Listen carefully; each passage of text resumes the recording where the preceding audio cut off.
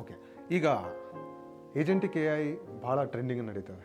Zen A I ಆಯಿತು, ಈಗ ಏಜೆಂಟಿಕ್ A I. Simple ವರ್ಡ್ಸಲ್ಲಿ explain ಮಾಡೋದಾದರೆ ಈಗ ಫಸ್ಟ್ ನಾನು ಜೆನ್ ಎ ಹೇಳ್ತೇನೆ. ಎ ಐ ಜೆನ್ ಎ ಐದಾಗ ಏನು ಡಿಫ್ರೆನ್ಸು? ಎ ಐ ಏನು ಮಾಡುತ್ತೆ, ನಾನು ಒಂದು ಕ್ವಶನ್ ಕೇಳಿದರೆ ಆನ್ಸರ್ ಮಾಡುತ್ತೆ. ಸೊ ಇದು ಡಿಟರ್ಮಿನಿಸ್ಟಿಕ್ ಅಂದರೆ ಒಂದು ಸೇಮ್ ಕ್ವಶನ್ ಕೇಳಿದ್ರೆ ಮತ್ತು ಸೇಮ್ ಆನ್ಸರ್ ಕೊಡುತ್ತೆ. ಈಗ ನಾನು 2 ಸೆಂಟೆನ್ಸ್ ಕೊಟ್ಟೆ, ಸೊ ಪಾಸಿಟಿವ್ ಸೆಂಟೆನ್ಸ್ ಕೊಟ್ಟೆ, ಒಂದು ನೆಗೆಟಿವ್ ಸೆಂಟೆನ್ಸ್ ಕೊಟ್ಟೆ. ಫಸ್ಟ್ ಟೈಮ್ ಹೇಳ್ತಾ ಇದು positive sentence, negative sentence with confidence level. Every time probability will be same. Okay, generative A I ಅಂತಂದಾಗ it will try to generate. Okay, so it will generate anything. So it can generate text, it can generate audio, it can generate video, it can generate something. So when I am trying to generate means like it should have some creativity.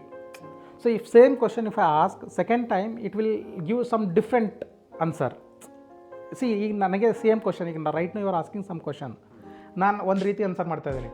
1 month 1 year ನಂತರ ನಾನು question ಕೇಳಿದ್ರೆ ಅಥವಾ 1 month ನಂತರ I will give different way of answer, different wordings different use ಮಾಡ್ತೀವಿ. Because we are generative from day 1.